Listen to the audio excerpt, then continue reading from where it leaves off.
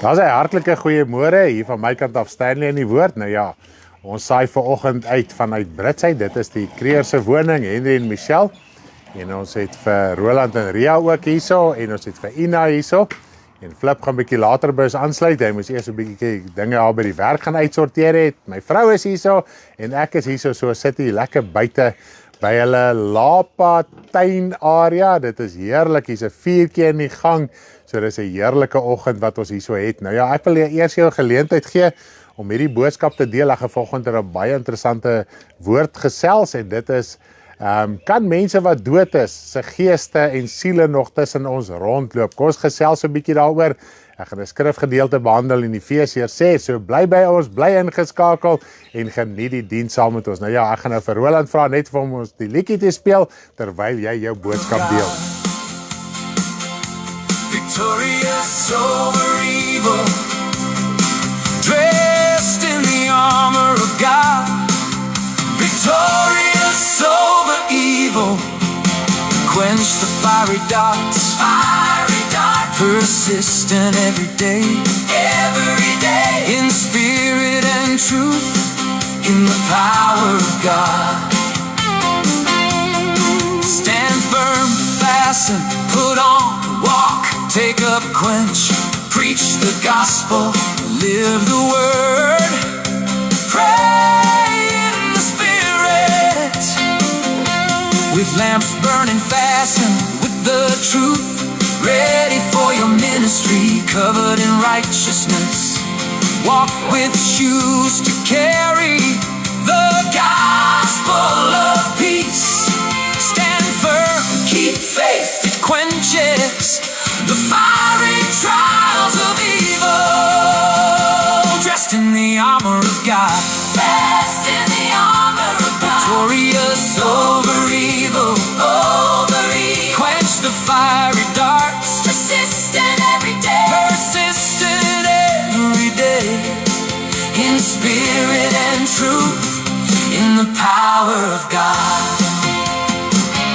Seek for salvation, think it, walk in it, carry the sword in hand and heart, the word of the Spirit, live it, speak it, preach it. Dressed in the armor of God, dressed in the armor of God, victorious over evil, quench the fiery darts, persistent every day, in spirit and truth, in the power of God. Be strong in the Lord, in His might, He is with you. Stand firm to do all things. Dressed in the armor of God, dressed in the armor of God, victorious over evil, quench the fiery darts, persistent every day, in spirit and truth, in the power of God.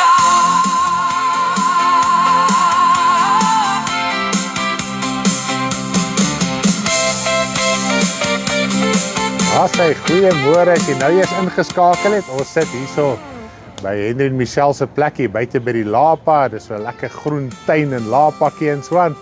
Dis amazing om hierso so vanoggend te kan saam met julle te kan kuier. En ek wil hê julle moet kyk waar ons kuier vanoggend. Ons het 'n lekker vuurtjie in die gang. Ek gaan net gou ons kamera bietjie omdraai. My kinders spot my met hierdie ene. En daar sal ons sien, daar's Roland en Ria, daar's ons Henry en Michelle en daar's ons lekker vuurtjie, daar's Ina. En daar is my vroutjie. So ons sit hier lekker by hierdie Bosveld vuur. So 'n bietjie 'n voorbereiding vir 'n Bosveld konferensie. Yes.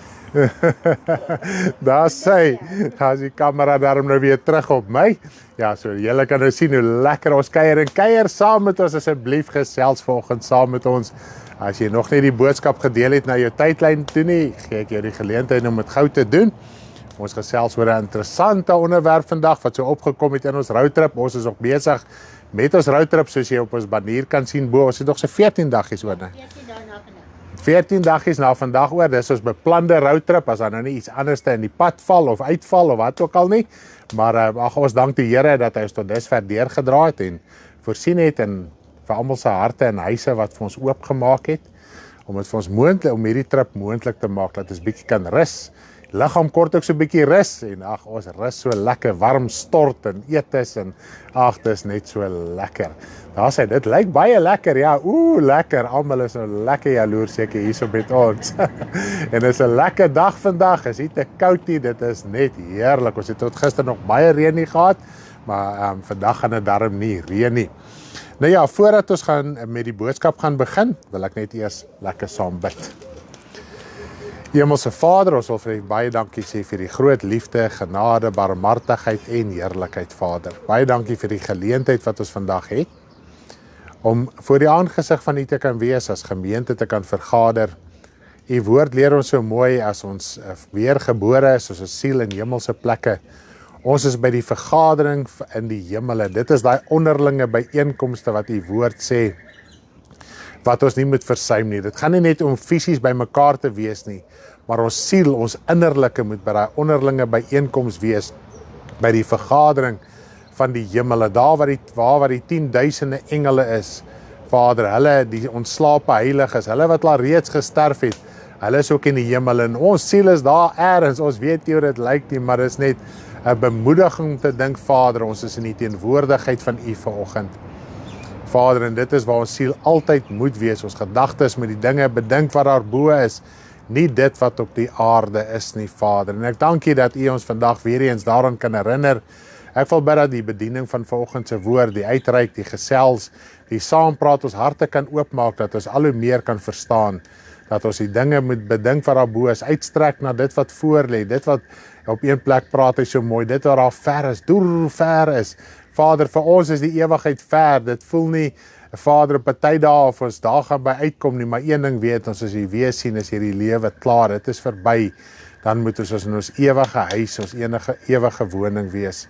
En hier moet ons besluit waar ons tyd gaan deurbring in alle ewigheid. En help my vanoggend ook met die bediening van die woord, dat dit wel so sal uitkom dat die waarheid van U woord aan die lig gebring sal word. Dit is vir my so mooi om te dink, Vader, U het nooit vir my hierdie snaakse openbarings verleen en gegee, en ek het hierdie snaakse gesigte en drome en stemme gehoor nie, maar soos wat 'n mens die woord hoor, en dit is wat U sê, my dienaars, my kinders, julle wat julle verneder soos kinders, sal my stem hoor. Vader, en wanneer ons so deur die woord lees, en al die skrifte maak so sin, en die waarheid kom na vore, dan hoor ons die stem van ons herder. En U lei ons, U het ons nog nooit op 'n dwaalweg gelei nie, Vader, deur die Seun Jesus Christus, en die kragvolle werking van die Heilige Gees het U ons nog nooit op 'n dwaalspoor gelei nie, maar U bring altyd die waarheid van die woord aan die lig, dat ons elke dag na die stem van ons herder kan luister. Dankie, Vader, ons wil U net loof en prys, ons wil bid vir hulle wat siek is, hulle wat oulik is, Vader, dat U asseblief sal genees, sal aanraak. Halleluja, daar's baie wat vandag met 'n worstelstryd in hulle binneste sit oor omstandighede. Vader, ek wil jy spesiaal bid vandag vir Kwanet en Rian se saak, Vader. U ken hulle harte vandag. Daar's 'n desperaatheid, daar's 'n benoudheid, dat dinge uitgesorteer moet word, en ons wil bid, Here.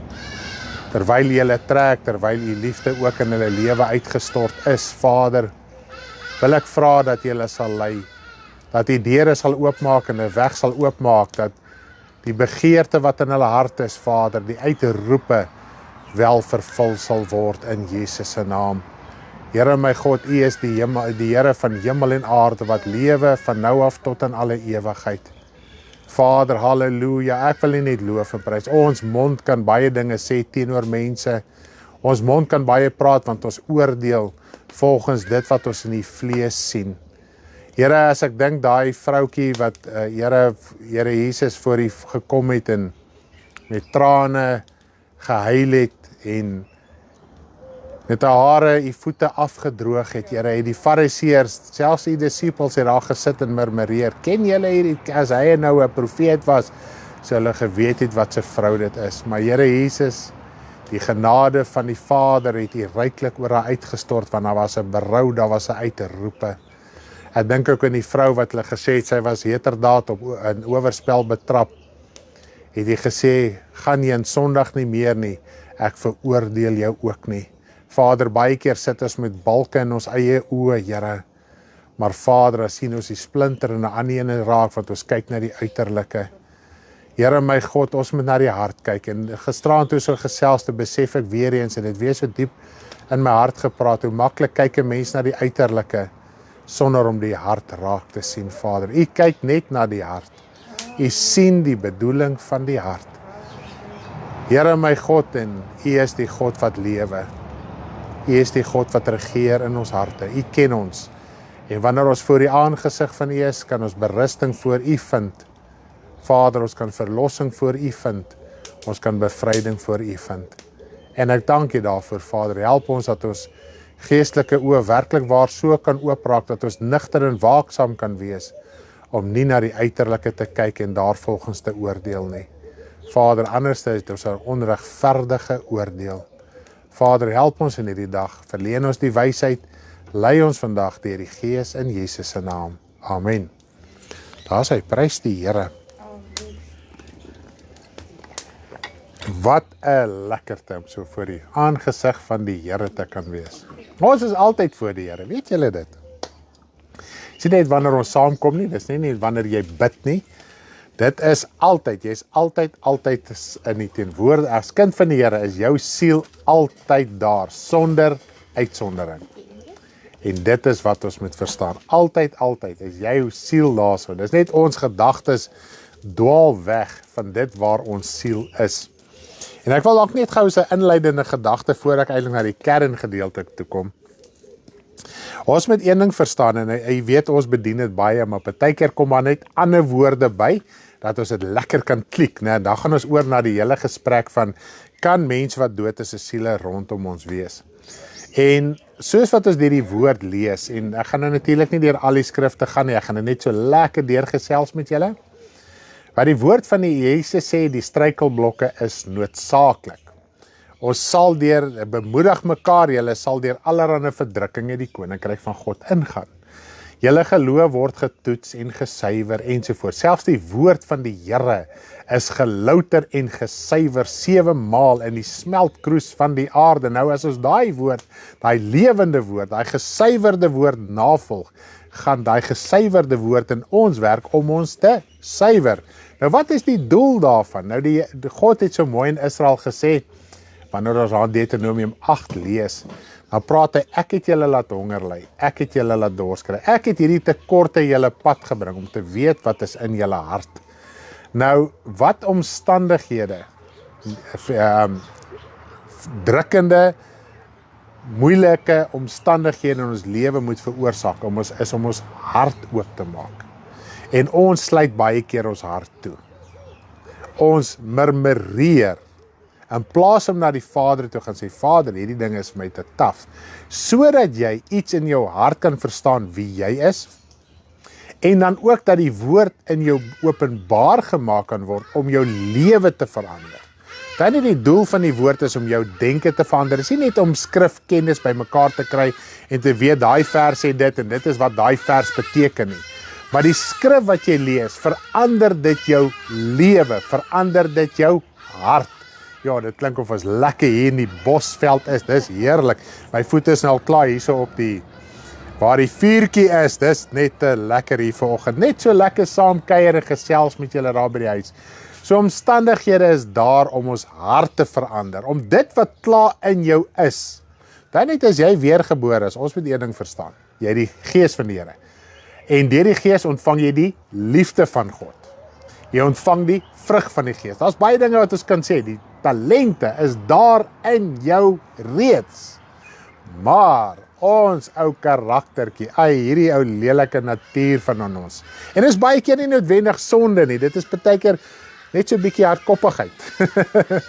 Net so 'n bietjie 'n eie wysheid, 'n tradisie wat ons het, wat eintlik die woord in ons kragteloos maak. Dan het enige tradisie wat ek het in die vlees, maak die woord van God kragteloos om my te red. Maar as ek kan erken, en omstandighede breek mense binneste, is dit nie so nie. Dit breek jy, dit maak jy moedeloos. Dis wat die woord sê, daai gebroke hart, daai stikkende hart. Maar nou, wat doen ons met die stikkende gebroke hart? Ons onttrek. Ons trek weg. In plaas dat ons na die Vader toe gaan, Want ons het 'n voorspraak, ons het 'n afspraak by die Vader. En hy wil ons help, hy wil ons verlos. Net deur sy gees kan ons as mens verander. So, dit wat reeds in jou is, moet na vore kom. En dis die gees en die krag en die vrug en die liefde van God. Is dit net nie amazing nie? Dis hoekom ons baie keer sê, ons moet druk en verdrukking lief kry. Paulus het gesê, ek sal eerder roem in my swakhede, dat die krag van God, wat is die krag van God? Die krag om te verlos, die krag om te red, die krag om jou siel, jou karakter, jou wese, jou denke te verander. Is dit nie amazing nie? Nou ja, ek wil nie daarby stil staan nie, is net so inleidende gedagte, wat ons 'n bietjie kan oordink in ons binneste. Nou ja, kom ons praat bietjie oor dit wat ek oor in die begin van gesê het. Kan mense wat dood is, hulle geeste of hulle siele tussen ons rondloop? Nou ons weet die skriftuurlike woord vir wat baie mense praat van die mense gees is siel, want siel is jou geestelike liggaam. In jou siel is jou hart en jou gedagtes, wat die woord van die Here sê, jy moet die Here jou God lief hê met jou hele hart en met jou hele siel en met al jou kragte en jou hele verstand. Met ander woorde, jou hele wese. As jy kyk na jou aardse liggaam, jou hart en verstand is seker die twee belangrikste organe in jou liggaam. As daar fout gaan met daai twee organe, het jy die res van jou liggaam ook gebrek. Maar ek kan 'n gesonde verstand en 'n gesonde hart hê sonder ledemate, daar sê ledemate, en ek kan nog steeds funksioneer. So al wat die woord vir ons sê, in jou siel, dis die kern, dis die belangrikste deel wat jou siel maak funksioneer. Nou my liggaam huisves my hart, my liggaam huisves my verstand, maar my liggaam is nie my hart nie, my liggaam is nie my verstand nie. Dit voel partykeer of jou liggaam jou verstand en jou hart is, maar jou liggaam is vir jou gegee om jou hart en jou verstand te huisves sodat dit kan funksioneer. Nou jou sielliggaam is presies dieselfde. Die siel is jou liggaam en dit is 'n wesenlike vorm. Dis nie 'n vormlose iets nie en hy's ook nie in die liggaam uitgestort nie. Okay? Daar's net 'n verbintenis. Nou ja, die Here Jesus sê uit die hart is die oorspronge van alle booshede, alle verkeerde gedagtes, want dit is wat 'n mens dryf dat jy val vir versoekings, dat jy nie kan opstaan nie en sondige dinge uitdink ensovoorts. So as daar 'n probleem in jou hart is, dan gaan daar uiterlike dinge jou trek. En dit is wanneer 'n mens sonde doen, net om dit gou so vir jou te noem. Nou is kernskrifgedeelte rondom die hele saak om te regverdig dat mense se siele of hulle geestelike liggaam wandel tussen ons nadat hulle gesterf het, is die skrifgedeelte, die welbekende skrifgedeelte oor die wapenrusting. Ek dink nou kan jy verstaan hoekom ons die wapenrusting liedjie in die begin gespeel het. Efesiërs 6 vanaf vers 10 tot 20. Dis die hele gedeelte. Dis alles oor die wapenrusting, wat dit beteken ensovoorts. Nou oor die algemeen is die gebruik in die Christelike kerk wanneer ons verwys na die wapenrusting. Wat doen mense gewoonlik? In die oggende, ek was daar gewees, so ek verstaan waar kom mense vandaan. Jy sal in die oggende nou opstaan, dan sal jy nou maak asof jy nou hierdie wapenrusting aantrek. Ek het die wapenrusting uit my kop uit geken, elke detail, en trek jy nou die helm van verlossing en jy manifesteer dit nou. Jy act dit uit soos wat jy nou sal act, né? En dan sit jy nou die wapenrusting aan, skoene in die voete en vat die swaard en al die klas van goeders. Dan gaan jy nou uit om oorlog te voer. Goed, so in gebedstye het jy nou die wapenrusting aan om te gaan oorlog voer. Maar hierdie skrif sê vir ons alles die teenoorgestelde. Hy sê nie vir ons moet gaan oorlog voer met die wapenrusting aan nie. Nou ons gaan vanoggend hierso oor praat, want dit is baie verwarrende gedagtes wat wel rondom hierdie saak is. Nou die eerste punt wat ek wil uitpleis. Kom ons begin net so lekker te lees en dan gaan ek gou so 'n bietjie met u praat oor wat gebeur met jou siel, jou geestelike liggaam nadat jy op aarde gesterf het. En kan ons hierdie skrif gebruik om wel so iets te regverdig? Nou kom ons lees heel eers, ons gaan lees vanaf vers 10 af en ek gaan net so lekker deurlees en gesels op punte ensovoorts. Eintlik my broeders, word kragtig in die Here en in die krag van sy sterkte. Dis Efesiërs 6 vers 10 tot 20. Dis die hele gedeelte. So ons moet kragtig word in die Here en in die krag van sy sterkte. Weereens, wat het ons in die begin gesê? God se gees, as jy weergebore is God se gees in jou siel. Ons tradisie, ons denke, ons hardkoppigheid, ons eie sinnigheid. Ek het nou die dag so mooi skrif in Spreuke gelees. Hy sê daar's meer hoop vir 'n dwaas as 'n persoon wat wys is in sy eie oë. En baie keer ons kinders van die Here is wys in ons eie oë. Hy sê daar's meer hoop vir 'n dwaas. Met ander woorde, daar's meer hoop vir 'n sondaar as vir die kind van die Here wat wys is in sy eie oë. Ons moet toelaat en ons harte oopmaak om geleer te word. Okay. Nou in die krag van die Here, die krag van God is in jou siel, maar ons denke, maniere ensovoorts maak die krag van God kragteloos. Nou het hier 'n tradisie ontstaan, wat 100% onskriftuurlik is, rakende die wapenrusting, wat die woord nog meer kragteloos maak, en dit is waarom kinders van die Here nie geestelik oorwin en deurbreek nie. Nou kom ons gaan voort na vers 11 toe. Trek die volle wapenrusting van God aan, sodat jy staande kan bly teen die liste van die duiwel. Want ons worstelstryd is nie teen vlees en bloed nie, maar teen die owerhede, teen die bose magte, teen die wêreldheersers van die duisternis van hierdie eeu, teen die bose geeste in die lig. So ek gaan eers hierby stil staan, dan gaan ons so 'n bietjie later, dan gaan ek vir verduidelik waar gaan die wapenrusting. Nommer 1. Hy sê vir ons worstelstryd. Wat is die worstelstryd? Die oorspronklike woord in Grieks dui nie eers enige oorlog aan nie. So dit gaan nie om te veg nie. We wrestle against the principalities. En nou sê ons worstelstryd is nie teen vlees en bloed nie. Goed. Nou as jy byvoorbeeld vat, elke dag het jy 'n stryd.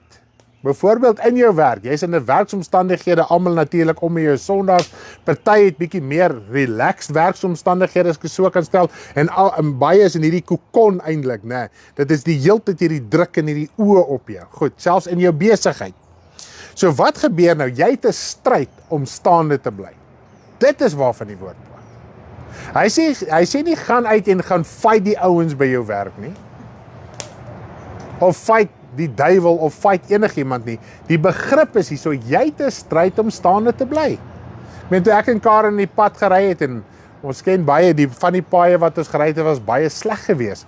Dit was 'n stryd, dit was 'n worstelstryd om daar deur te kom. Ons het nie met die pad gaan staan en begin veg nie. Ons het uitgefigure, hoe gaan ons ry? Okay, ons karretjie is nou nie 4x4 nie, so ons moet nou die ditches en die dongas en die goeders mooi deurvat. Goed, dis stryd. Dit is 'n logiese begrip. As 'n mens dit is wat hy sê, julle redelike godsdienst, julle logiese godsdienst. Die woord is so eenvoudig, en dis wat hy sê, hy maak sy verborgenhede aan sy kinders bekend. Hulle wat bereid is om te verneder, hulle wat bereid is om te onderwerp, hulle wat bereid is om van hierdie volwasse egoïstiese eie sinnige geaardheid ontslae te raak, en hulle totaal te onderwerp aan God. Hy sê, ek maak my verborgenhede aan hulle bekend. Dis hoe eenvoudig die evangelie is. Kinders, dit verstom my partykeer. As ons by mense kom, hoe kinders die evangelie verstaan. Dan sukkel die ouers om die evangelie te verstaan. En ons moet net ons harte oopmaak en verneder, want die kind is nog in die posisie van, hy is afhanklik. So hy bly afhanklik. As hy die woord hoor, hy bly afhanklik. En wat vir my altyd so goddelik is, van die kinders in ons bediening. Hulle hoor die waarheid. Dit klink lyk partykeer of die kind daar sit en sy aandag is nie daar nie. Maar die aandag is daar so. Dan sal hulle baie keer terugkom by die huis en sê, mamma, papa, wat ook al, hulle het nou vandag so gepraat, want godsdienst is ons uit die skool uit, maar daar is net 'n ander valse Christelike godsdienst ingekom in elk geval. En die vorige een was ook vals. Dis net twee verskillende valshede, twee verskillende duiwels wat nou operate. En dan sal hulle sê, hoor hierso, papa, mamma, dit is ons verkeerd. En die kinders is wake up genoeg om te weet dit is verkeerd. Okay, maar nietemin. So dit is daai stryd elke dag wat 'n mens het, om staande te bly, om regop te bly. Dit is wat dit beteken. Maar nou sê vir ons worstelstryd is nie teen vlees en bloed nie. Met ander woorde, ons is nie veronderstel om 'n stryd teen mekaar te hê nie. Dit kom nou weer by die punt uit, wat hy in die begin gesê het, wat die woord sê, dat ons moenie oordeel volgens die sigbare nie. Ons moenie oordeel volgens dit wat ons sien nie. Okay? Want as ek oordeel volgens dit wat ek gesien, gaan ek voel Ria se maniere is verkeerd en Henry se maniere is verkeerd en Ina se maniere is verkeerd, Roland en Michelle, hulle maniere is verkeerd. Maar baie keer dink ons aan Jesus het in 'n barbaarse tyd geleef. Dit was nog 'n barbaarse tyd. Julle geweet, hy het gestink volgens ons standaard. Maar almal het gestink, so hulle het nie mekaar geryk nie, okay? Hulle het nie tande geborsel nie, hulle het nie hare gewas nie. Dit was nie daar gewees nie. Hulle klere was vuil. Jesus was ook daar. Hy was tussen mense, hy het in die veld in die aand gaan slaap en gaan bid en die volgende oggend uit die veld uit opgestaan. Nie eers deur 'n lekker warm stort geklim om mooi reg gekry, haartjies gekam en tussen die mense gaan nie. Uit daai grond en modder en vuil het hy gegaan en hy die mense gaan bedien. Okay. So wanneer ons kyk na die uiterlike, sou ons nogal redelik ons neuse opgetrek het. Sou Jesus daai omstandighede vandag wees. Ons het nogal redelik ons neus opgetrek het. Maar ek weet ons is nou in ander omstandighede ensovoorts, maar net om vir u te sê, daar is mense wat nog so lewe en ons kan nie neuse optrek vir die uiterlike nie. Goed. Ons moet verstaan wat in die innerlike aangaan. Goed. So ons worstelstryd is nie teen mense en hulle maniere en dinge, diere en maniere ensovoorts nie. Goed. Hy sê, maar ons stryd is teen die owerhede, teen die magte, teen die wêreldheersers van duisternis van hierdie eeu, teen die bose geeste in die lig. So as jy voel 'n mens se gees is nog hier op die aarde, dan sê jy eintlik daai persoon is 'n bose gees. Goed? So nou sê hy hierso dis die wêreldheersers. En Jesus het ook gesê Satan wat 'n wêreldheerser is, gaan na die aarde toe neergewerp word. Okay? So Satan beheer hierdie wêreld en ons lees op baie verskeie plekke die mees bekendste of kragtigste manier hoe hy die wêreld beheer is materialisme, wêreldse begeertes. Die hele geldstelsel is deur Satan geïnspireer, deur Satan bymekaar gebring en so beheer hy die wêreld. So is die bose geeste wat deur geld werk om die mense te beheer. En dit is wat die woord sê, die wortel van alle ewel is die gierigheid na geld. En ons moet in ons hart uitmaak, is ons gierig of is ons nie gierig nie. Ons kan gierig wees in R10. Dis nie sê die ou wat miljoene het, hy is noodwendig gierig nie. Ons kan gierig wees met die bietjie wat ons het. Okay. Ek wil nie daarby stil staan nie. Net om vir een 'n prentjie te bring. Dit gaan nie oor 'n persoon wat dood is, wat sy siel of sy geestesmens tussen ons rondloop en ons het nou 'n stryd aan met daardie siel wat rondloop nie. Okay. Maar kom ons kyk wat gebeur met 'n persoon wat doodgaan. Nou die eerste skrif wat ek vir ons wil lees is Prediker 12. Prediker 12, dit is die most amazing skrifgedeelte. Na die tyd asseblief gaan lees hom lekker ook so deur op jou eie tyd. Nou die hele gedeelte is eintlik Spreuke 12 vers 1 tot 8. Spreuke 12 vers 1 tot 8 en dis eintlik maar net een vers wat ek wil uithaal, maar dit is net so lekker om die deur te lees. Dit gaan nou oor ken jou skepper in die dae van jou jonkheid, voordat sekere dinge begin gebeur. Nou ons almal hierso wat hier sit is redelik ouerig. Roland Trufons, hy is die oudste. En mens dink, hoe ouer jy word, jy dink nog eendag jy die krag en jy die moed en jy die spoed en die volgende dag het jy dit nie meer nie. Nou kom ons lees 'n bietjie lekker deur, net so bemoediging dat ons kan saamgesels. Dan gaan ek net stil staan natuurlik op die een vers gedeelte. Hy sê, en dink aan die skepper in die dae van jou jonkheid, voordat die ongelukkige dae kom en die jare aanbreek waarvan jy sal sê, ek het daar geen behaag in nie. En ek kan vir jou sê, niks kan jy voorberei vir jou ou dag nie. Niks onder die son nie. Voordat die son en die lig en die maan en die sterre verduister word en die wolke terugkom na die reën. So, wat gebeur as jy ouer word? Jou oë raak dowwer, jou gehoor raak dowwer, jou gevoel, alles begin dowwer te raak. Dis so die wolk wat jou oorskadu. Daar is nie meer daai jeugtige krag en gevoel wat jy gehad het nie. So hy beskryf al hierdie dinge. Die dag wanneer die wagters van die huis sal bewe en die sterk manne krom word. Nou as ons jonk is, jy sterk, jy kyk na jou huis, jy sien om na jou huis en dalk was jy 'n fisiese soldaat gewees is in daai tye, maar daai sterk heldsoldaat, daar gaan 'n dag kom wat hy ook gaan krom buig, wat hy nie meer gaan krag hê nie. Dis 'n mooi skrif, né? As hy, en die malers die werkstaak. Weet jy wat is die malers? Is jou tande. Helfte van my mond is plastic tande, vir die wat nie weet nie. Okay. Die malers raak gedaan, hulle kan nie meer maal nie, hulle kan nie meer daai lekker steaks eet en daai lekker biltong nie. Alles moet nou fyner gemaak word en sagter en al die tipe van goed, né? So wanneer die malers begin staak, hy kan nie eens meer kou nie. En ou mense eet al hoe minder. Jy eet outomaties, jy het nie meer lus om te eet nie. Jy het nie meer begeerd om te eet nie. Dis die een man wat vir Dawid gehelp het, een oomie wat vir Dawid gehelp het toe hy vir Absalom gevlug het en hulle is terug en Dawid sê vir hom, man kom hier man, jy kan in my huis bly in my paleis, jy kan saam geniet. Hy sê, koning, ek is nou al so oud. Ek kan nie meer proe nie. Ek het nie meer daai sensasie van die jong mense nie. Nee, laat my dienaars daar wees. Geef my dienaars die guns in jou oë. Ek sal teruggaan na my huis toe en ek sal daar begrawe word waar my voorvaders begrawe is. En die wat deur die vensters kyk verduister word. So die oë raak dof. Jy het bietjie meer brille nodig, die arms raak te kort, jy kan nie meer sien nie. Dis maar al simboliek wat gebruik word hierso. Die venstertjies is die oë. So die oë raak al hoe dowwer en dowwer. As dit fout met jou nie, jy raak ouer. Jy is die vervulling van die skrif. En die deure na die straat gesluit word, terwyl die geruis van die meel verswak. Ai, kan nie meer uitgaan nie, kan nie meer beweeg waar jy wil nie. As ek vat, ons het nou my skoonpa en my skoonma ook in die dood afgestaan al jare terug en die laaste tye wat hulle by ons gebly het, hulle het in daai kamertjie gesit. Hulle het nie eens meer gewaag om hulle voet by die deur uit te sit nie, vir maande. Goed. En hy opstaan as die voeltjies begin sing en al die tone van die lied dof sal word. So jy gehoor raak al hoe dowwer, né? En dis waar ons geduld maar met die ou mense moet hê. Ook sal hy bang wees vir 'n hoogte en verskriklike dinge sal op sy pad wees. Nou, ek het eintlik hierdie skrif het vir my so mooi sin gemaak, hierdie vers. My skoonpa toe hy by ons gebly het ek dit nou eintlik begin oplet. So hoë bakseentjie is soos 'n berg. Dis 'n hoogte. Jy moet mooi trap waar jy loop, want net so kan jy val. Goed. Hy sê en die amandelboom sal in bloei staan. So hy praat van die grys hare. Wanneer die amandels bot, hy het maar so 'n wit blommetjie nerbin, is 'n klein bietjie pink, maar oorheersend is hy wit. Nou wanneer jou grys haartjies kom en my grys haartjies is meerder baie mooi.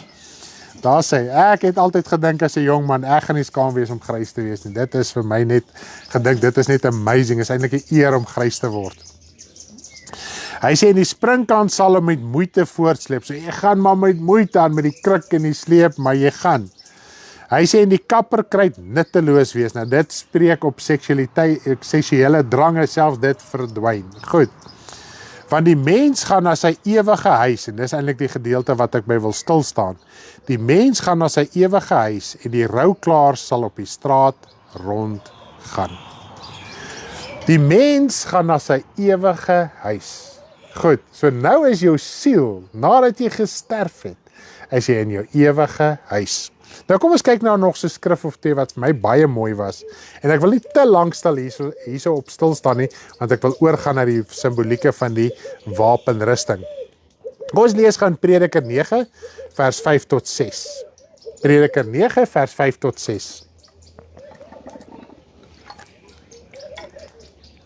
Prediker 9 vers 5 tot 6. Want die lewendes weet dat hulle moet sterwe, maar die dooies weet glad niks nie. En hulle het geen loon meer nie, want hulle nagedagtes word vergeet. Hulle liefde sowel as hulle haat, ook hulle naaiwer, het lankal verdwyn. En hulle het vir ewig geen deel meer aan alles wat gebeur onder die son nie. So 'n mens se siel is in sy ewige huis. Hy kan nie terugkom op aarde om dinge hier te beïnvloed en deel te hê aan dinge wat op die aarde is nie. Want jy's 'n geestesmens, jou siel is los. En wanneer is hy los? Kom ons lees gou in Psalm 146 vers 4. Psalm 146 vers 4. Sy gees gaan uit, Hy keer terug na sy aarde toe, want die woord sê van stof is jy en tot stof sal jy terugkeer. Op daardie dag is dit met sy planne gedaan. Die dag as jy te sterwe kom, het jy geen meer deel en enige verbintenis met hierdie wêreld nie. Jy's klaar, dis dan, dit is verby. Goed. Kom ons gaan gou na nog 'n vers toe in Job. Hierdie een is vir my baie, baie mooi. Daar's eintlik 'n hele paar, ek het so min as moontlik probeer uithaal en lees. Hy sê, Job 7 vers 9 tot 10. Ek gaan net gou geleentheid gee dat almal die verse soek. Ek weet ek is bietjie vinnig hierso. Job 7 vers 9 tot 10. Job 7 vers 9 tot 10. Die wolk verdwyn en gaan heen. So kom hy nie weer op wat na die doderyk neerdal nie. Hy kan nie weer opkom nie. Okay, en ek gaan nou oor Samuel praat. Hy sal nie meer teruggaan na sy huis nie en sy plek sal hom nie meer ken nie. Hoor mooi. As jy gesterf het op daardie dag, jou siel of jou geestelike mens kan nie weer terugkeer na die huis toe nie. Maak nie saak waar hy te sterwe gekom het nie. Hy sal nie meer teruggaan na sy huis nie en sy plek sal hom nie meer ken nie. So 'n mens, hy gaan nie weer in sy huisie kom bly nie. Hy gaan nie meer tee maak nie en wanneer die koppies van die kasse val, is maar net 'n rot of 'n ongedierte wat daar verbygehardloop het. Of wat die geval ook al mag wees, hy gaan nie weer vir jou kom tee maak nie, hy gaan nie weer aan die ander kant van die tafel sit en saam met jou ietsie drink of eet nie, want hy gaan nie weer terugkeer na sy huis nie. Dis die siel, die geestesmens. Dis klaar is dan, hy is in sy ewige huis, die aarde is nie 'n ewige huis, hierdie huis gaan vergaan. Hy het nie meer deel aan die dinge wat hier is, hy kan nie saam met jou koffie kom drink in jou huis nie. Nou, hy kan ook nie verskyn in jou. Nou, hoekom gebeur hierdie dinge? Nou, as ons kyk na Samuel, ek het nou die skrifverwysing hier nie, op 'n stadium, God het koning Saul verwerp as koning, God het nie meer met hom geantwoord nie, die profeet Samuel was al oorlede gewees, hy was al dood gewees, en Saul het uit desperaatheid op 'n stadium, omdat God nie meer hom geantwoord het nie, het hy na die heks van Endor toe gegaan, om Samuel op te roep, om te hoor en dit is die ding, Saul het gekyk na die mens Samuel, die profeet die mens Samuel, en dit is asof Samuel God was, want hy wou nou weer raad gaan kry het by Samuel. Daar kan Samuel iets sê, wat God nie vir hom sê nie. Toe gaan hy na die heks van Endor toe, en die heks het vir Samuel opgeroep uit die doderyk uit. Okay? En ons moet iets verstaan van die Ou Testament. Die Ou Testament het hulle nog baie toegang gehad tot die doderyk. En toe die Here Jesus gekom het, baie van daai dinge van die Ou Testament wat hulle vrylike toegang tot die duister koninkryk gehad het geheel en al verdwyn. Goed, ons het nou so rukkie terug daaroor gepraat, net om dit vir julle te noem. So, ons besef nie wat het alles verander.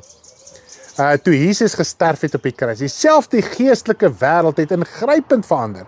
Die toegang wat mense gehad het tot die geestelike wêreld deur towery was ook vernietig gewees. Goed, want Satan is neergewerp op die aarde net om die mens op aarde te verlei deur die begeerlikhede ensovoorts van hierdie wêreld.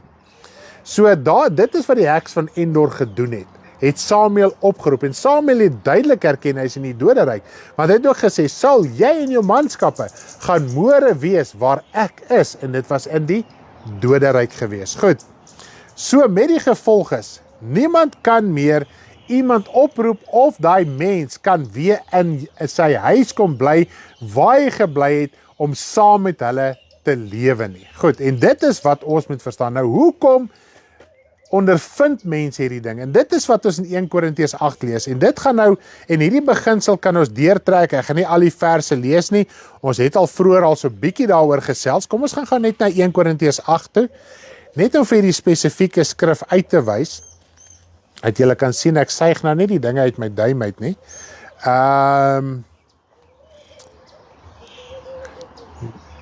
net gou die spesifieke vers skryf. Hierso in vers, jy kan op jou eie tyd kan jy die hele 1 Korintiërs 8 lees, maar ek gaan net vers 7 lees. 1 Korintiërs 8 vers 7. 1 Korintiërs 8 vers 7. Nou die hele gedeelte gaan daaroor dat in daai tyd was daar nog 'n dispuut oor rein kos en onrein kos, want in die Ou Testament was daar mos wette gewees oor onrein kosse en die Jode het op die kering gekom, so hulle het nog baie daai gedagtes gehandhaaf. Ons kan sekere vleise nie meer eet nie, maar ons weet in die vervulling van die Nuwe Testament, dit was maar net profetiese beeldspraak, het nie gegaan oor die fisiese vleis nie, want die Here Jesus het dit duidelik gestel, die vleis of die kos of wat ook al jy eet, kan die siel nie verontreinig nie, wat vir ons 'n duidelike bewys is, die siel is nie in die liggaam. So as die siel in die liggaam sou wees en jy eet kos wat nou onrein is volgens die Ou Testament, sou dit jou siel kon verontreinig het, maar dit kan nie.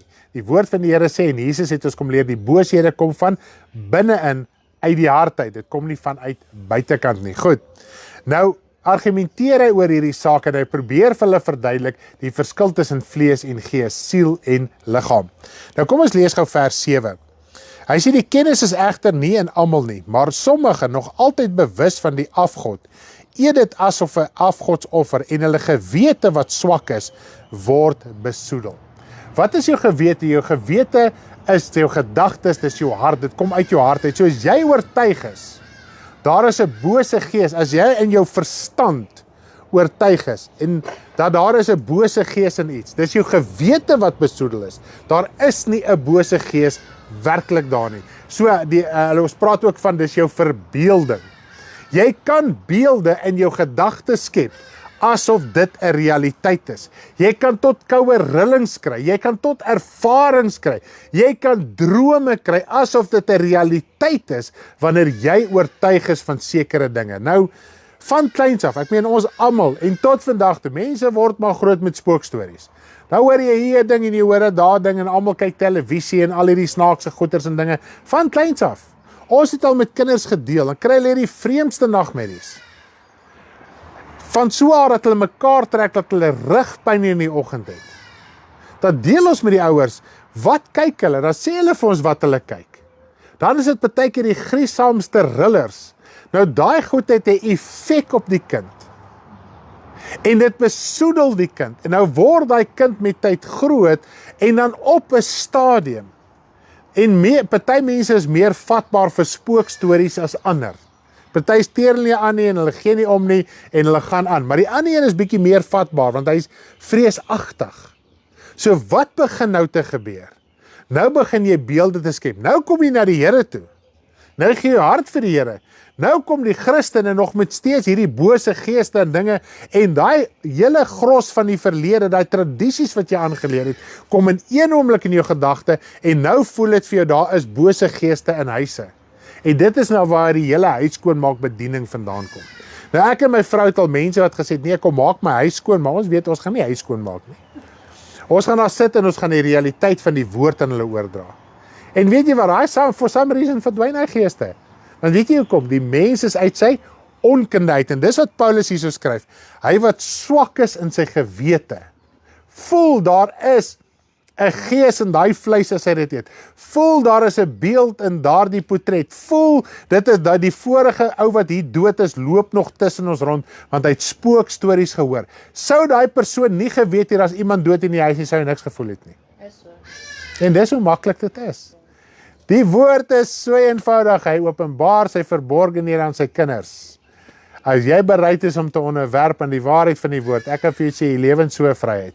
En dis die ding, ons geaardhede bring ons in 'n gevangenis. Ons moet in die geestelike vryheid lewe. God en Jesus en die Heilige Gees word nie geïntimideer deur 'n duiwel nie. Jesus het actually die duiwel gaan oorwin. En God is 'n verterende vuur vir die werke van duisternis. En God se Gees, wie hy is, in sy krag, in sy majesteit, in die verlossing deur Jesus Christus se bloed en opstanding en redding, het jy daai oorwinning in jou siel. Maar ons tradisies en ons onkunde maak daai krag kragteloos. God is vry, want hy is nie gebind aan die duiwel nie. Hy word nie geïntimideer deur die duiwel nie. Die woord leer ons tot. Wanneer iemand dink hy is besig om God te vloek, natuurlik vloek hy jou, maar hy is eintlik besig om God te vloek, of sleg te sê, of te skel, of te beskinder, dan verheerlik dit God, op 'n manier in God se alwesenheid. Verstaan hy dat as iemand hom laster, verander daai lastering in heerlikheid. En ons as kinders van die Here moet dit ook begin verstaan.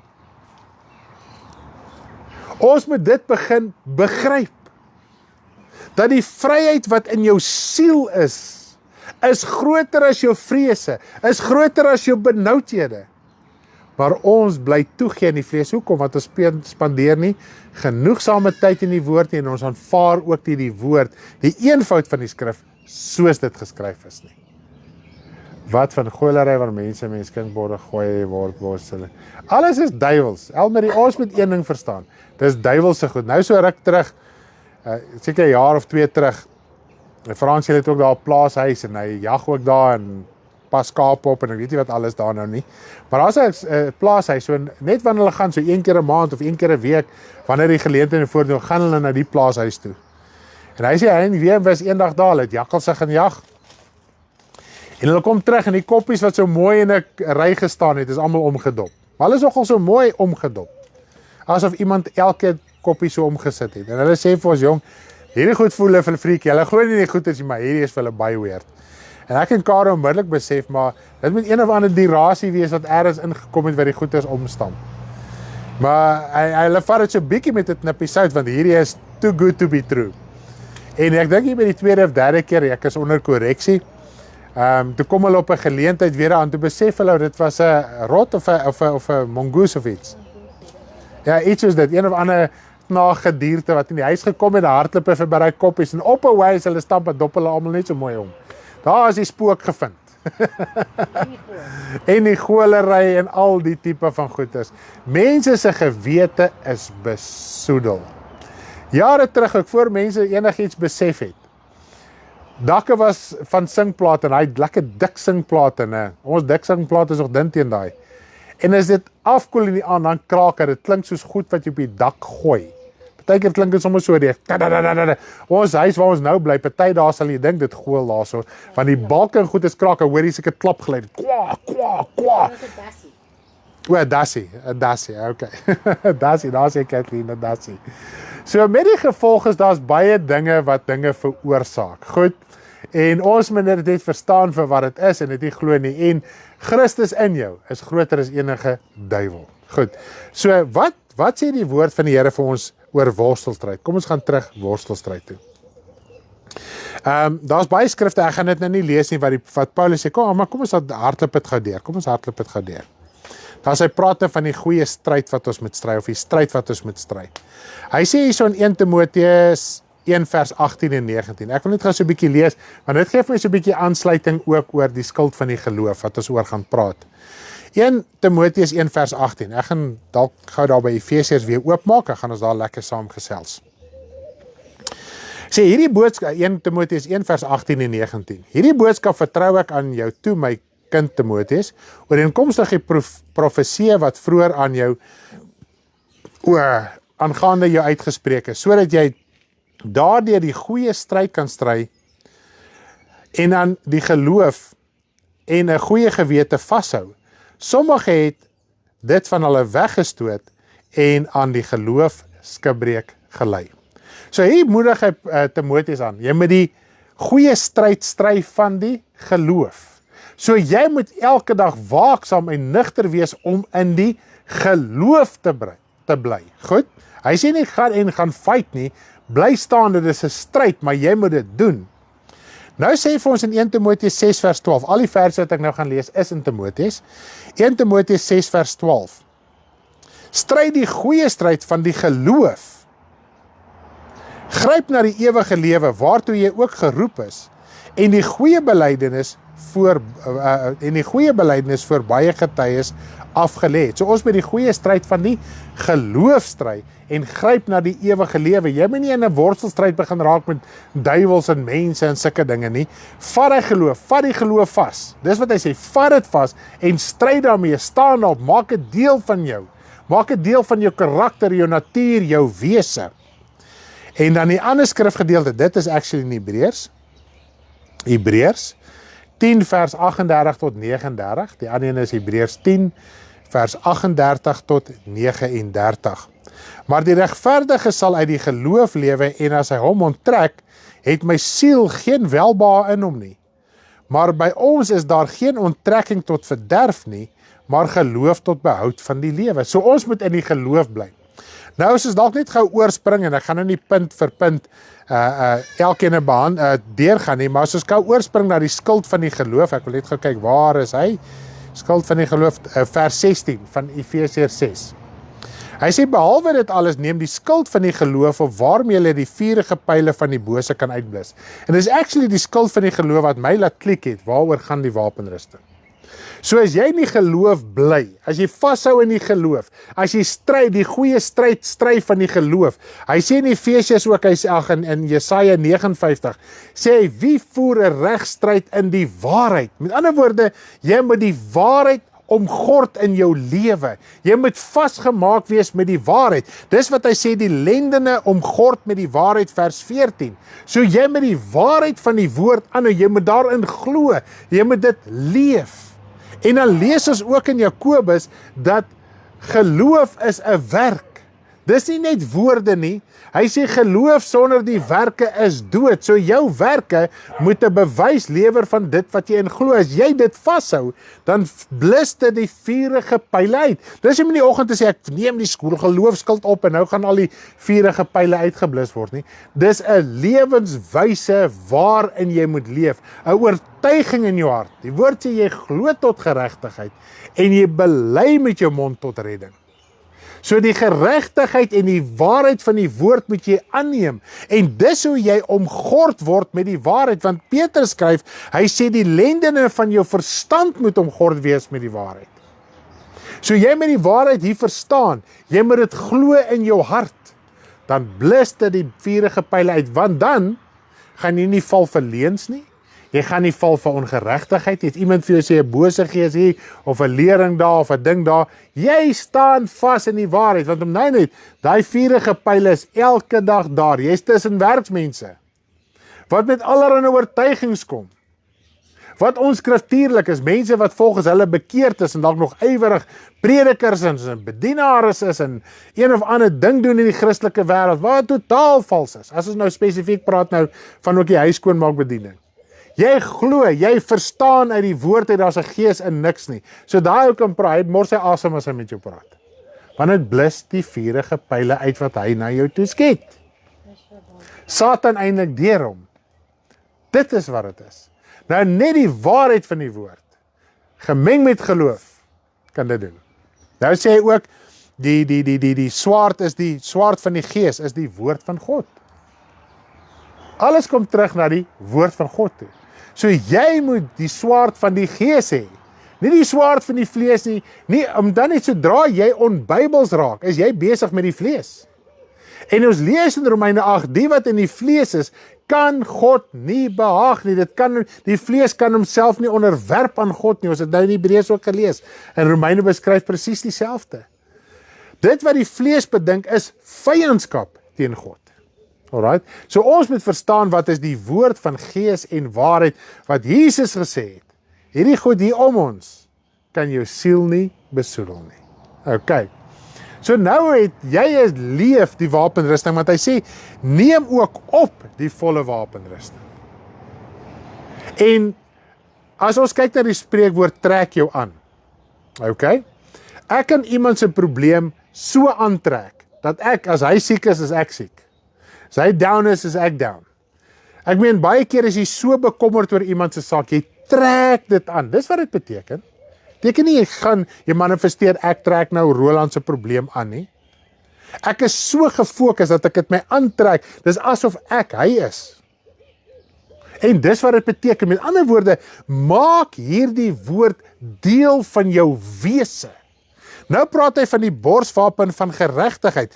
Jesus is ons geregtigheid, en die woord sê, as jy nie in die geregtigheid bly nie, is daar nie geregtigheid vir jou nie. Die enigste manier om in die geregtigheid te bly, is om wat te doen? Is om die woord van waarheid aan te neem, te glo, toe te pas. dan is jy die geregtigheid van God, dan is daar geregtigheid van God in jou, en dit is die Here Jesus Christus wat wel die woord van God is. So die wapenrusting is 'n lewenswyse, dit is 'n oortuigingswyse. Goed. Nou kom hy praat, die skild van die geloof het ons gedoen, die skoene van die bereidheid van die evangelie van vrede, dis vers 15. Wat wil hy vir ons daar sê? Selfs in Jesaja is daar profetiese woord. Hoe lieflik is die een wat die woord van die Here verkondig, wat die evangelie verkondig. Daar is herhaling in Romeine ook van daai skrif.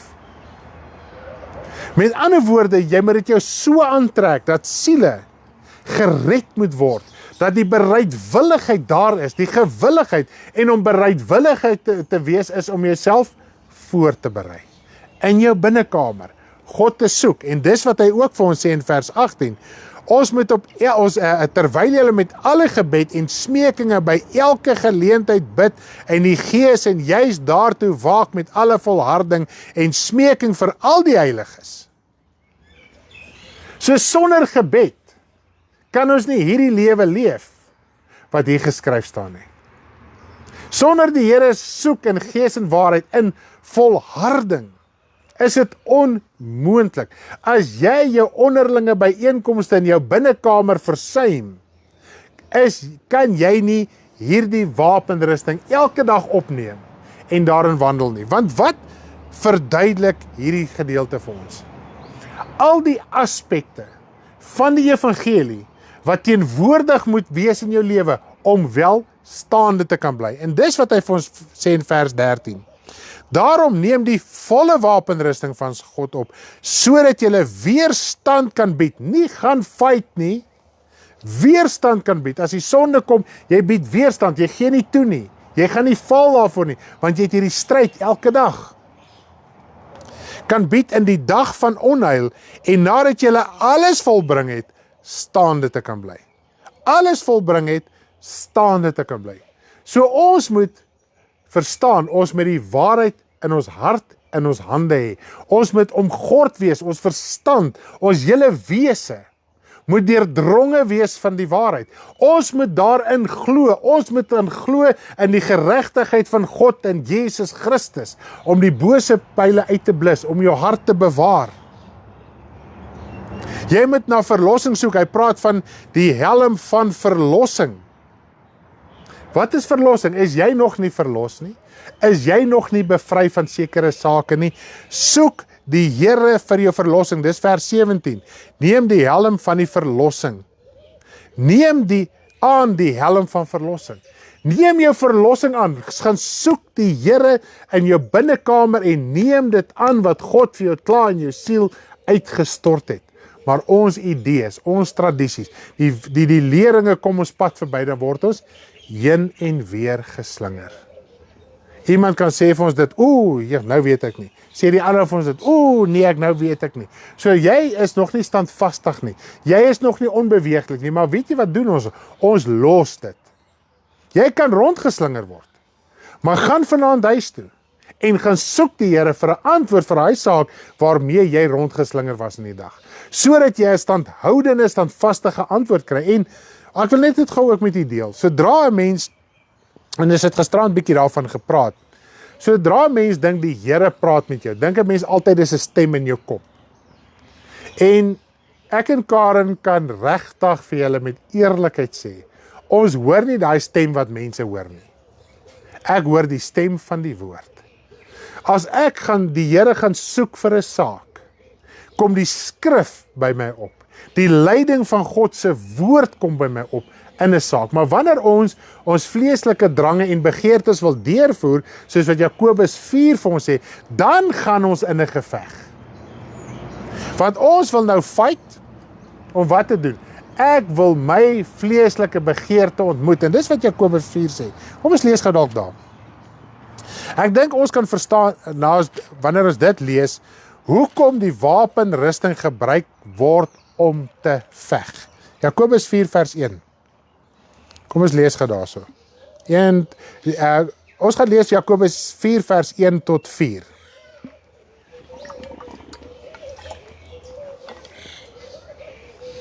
Jakobus 4 vers 1 tot 4. Waar vandaan kom oorlog en vegterye onder julle? So, hoekom wil ons nou veg in gebed? Hoekom voel ons as 'n duiwel? Hoekom wil ons daai duiwel gaan fight? Dis vegterye, dis oorlog. Wat lees ons in Jakobus? Ag, in Efesië, dis 'n stryd. Dis nie 'n geveg nie. Maar ons maak dit 'n geveg. Hoekom? Kom hulle nie hier vandaan? Nou sê ek, luister gou mooi, waar kom julle vegterye vandaan? Waarom is julle oortuig om te gaan fight teen die duiwel? Van julle welleste wat in julle lede stryd voer. Julle begeer en julle het nie, julle pleeg moord. En ons weet, moordpleeg is haat en bitterheid en al die dinge, né? En is naaiwerig en julle kan niks verkry nie. Julle veg en maak oorlog. En julle het nie, omdat julle nie bid nie. Nou die ene ou kind van die Here bid glad nie, oor niks nie. Jesus sê bid, sodat die Vader kan hoor om vir julle te voorsien. En dan nee is ook 'n antwoord. So as jy vir die Here vra vir 'n rooi Ferrari en jy kry hom nie, dis ook 'n antwoord. God antwoord jou. Goed, want dit is vleeslike begeertes. Hoekom wil jy dit so kar hê? Okay. Julle bid. Nou praat hy van die wat bid. Die wat nou in daai oorlog gaan ingaan. En julle ontvang nie omdat julle verkeerd bid om dit in julle welleste deur te bring. Hoekom is die geestelike oorlogvoering daar? Ek was daar, ek en my vrou Karen, het ook hierdie oorlogvoering gedoen. Glo jy vir my, ek het nie 'n sagte stem nie.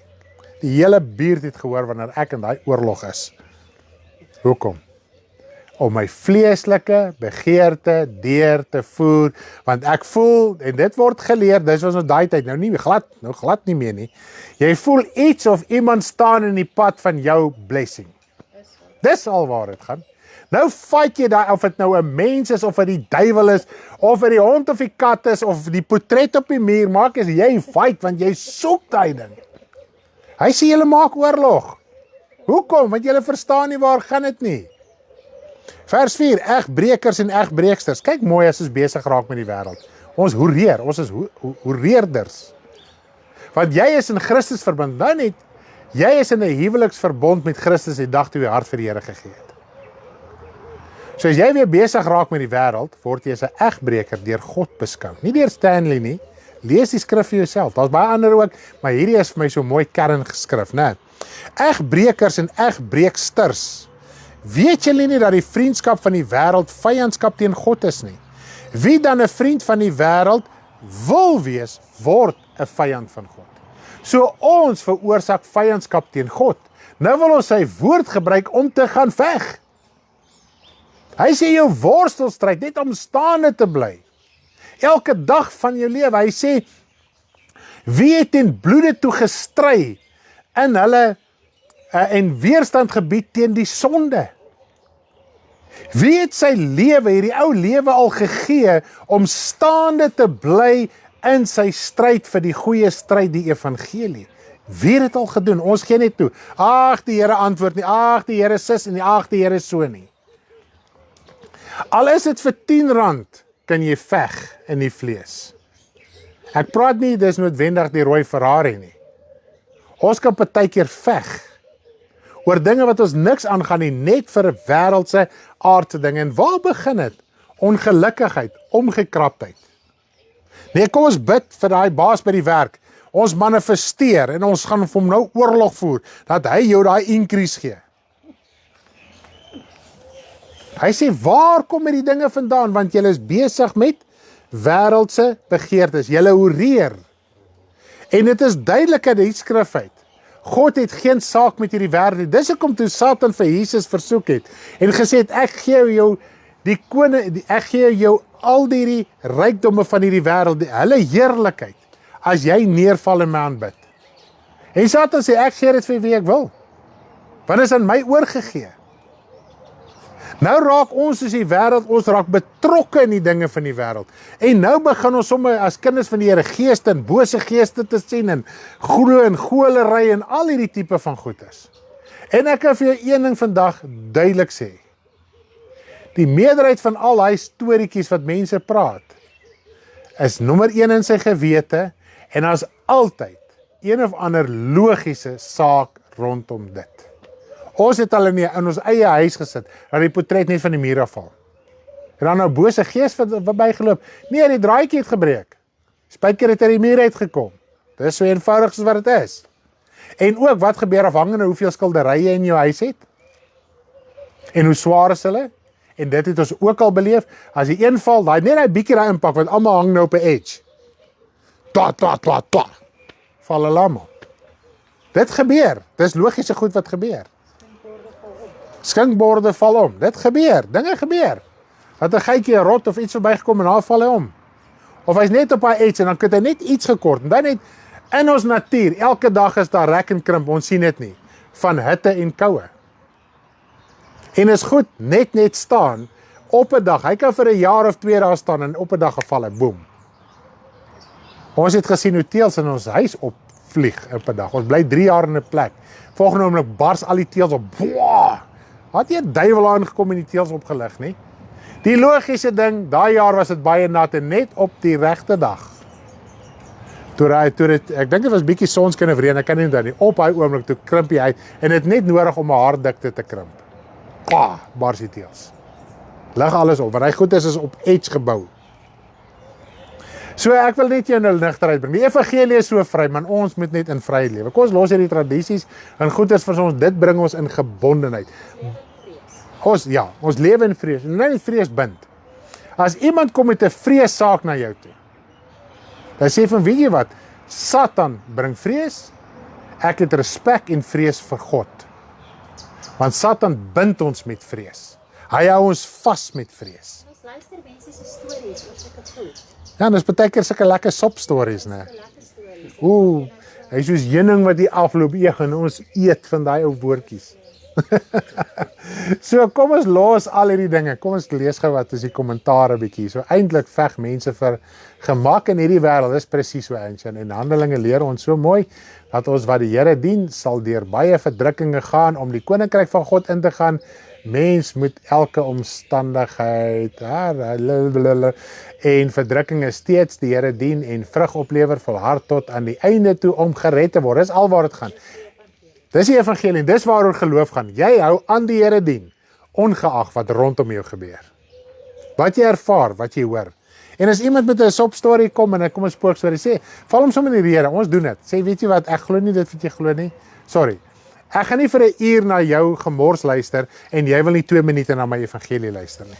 Sorry, moenie my ore asblikke maak nie. Ek gaan nie daarna luister nie. Want ek glo nie wat jy glo nie. Die ander ou maak jou maklik stil. Ou van 'n ander geloof, 'n ander oortuiging maak jou maklik stil. Hy raak kwaad, dan begin hy met jou te veg.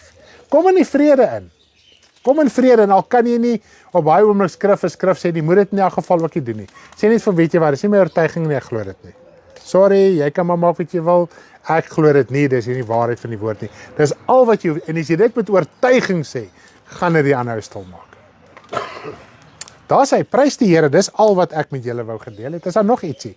Is daar ietsie dalk wat ek kon uitgebrei het of bietjie meer oor gesels het? Ek dink net baie keer omdat 'n mens besig is met 'n valse evangelie, raak mens aggressief. Ja, En die aggressiwiteit in 'n mens wil veg. dis reg, ja. En jy is eintlik frustreerd. Dis Jy reg. is eintlik magteloos. Ja. Dan veg jy. In plaas daarvan om jou geaardheid te kom onderwerp. Ja, dis 'n baie mooi ding wat Karen sê dat die groot ding is as 'n mens besig raak met 'n verkeerde evangelie, is jy gefrustreerd want dan het jou siel weet waar's hy. Jou siel weet hy's nie seker en dit wat hy glo en leef is nie in ooreenstemming met die waarheid van die woord nie. Nou begin hierdie gevegtery want jy wil nou jou evangelie op 'n ander gaan afdruk en gaan afdwing. Jy kom met daai krag en wat sê die woord is die krag van die dwaling. Die valse evangelie is die krag van die dwaling. Daarom ervaar jy daai krag. Maar ons moet ook begin leer om in vrede te kom. Weet jy wat? Stop dit. Ek glo nie wat jy sê nie. Klaar. Okay, ons moet ook onthou dat leuns allerhande deel is van die mens alledaagse, sorry, van die mense in die wêreld. Hulle glo hulle eie leuns. En dit is presies so. Nou wil ons inkoop dan want die storie is net so hy is so mooi aangeklam, né? Dis 'n lekker storie.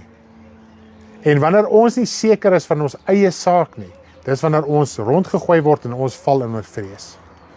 Maar jy moet verstaan, weet jy wat, sorry, ek glo nie wat jy glo nie. Klaar. Moenie worry om nou 100 verse aan te haal en in 'n stryd en eintlik in 'n geveg in te gaan nie. As Sê sorry, ek glo nie wat jy glo nie, jammer. Jammer, ek glo nie wat jy glo nie. En as jy dit in jou hart vasmaak, dit het slaankrag. Pah. Daar sê. Enigiets van julle kant af? Julle reg?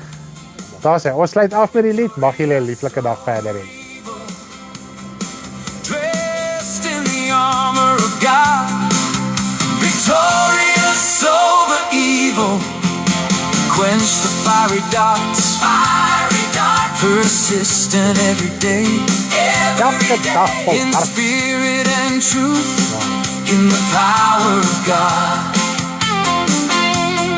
Stand firm, fasten, put on, walk, take up, quench, preach the gospel, live the word, pray in the spirit, with lamps burning, fasten with the truth, ready for your ministry, covered in righteousness, walk with shoes to carry the gospel of peace. Stand firm, keep faith, it quenches the fiery trials of evil. Dressed in the armor of God, dressed in the armor of God, victorious over evil, quench the fiery darts, persistent every day, in spirit and truth, in the power of God. Seek for salvation, think it, walk in it, carry the sword in hand and heart, the word of the Spirit, live it, speak it, preach it. Dressed in the armor of God, dressed in the armor of God, victorious over evil, quench the fiery darts, persistent every day, in spirit and truth, in the power of God. Be strong in the Lord, in His might, He is with you. Stand firm to do all things. Dressed in the armor of God, dressed in the armor of God, victorious over evil, quench the fiery darts, persistent every day, in spirit and truth, in the power of God.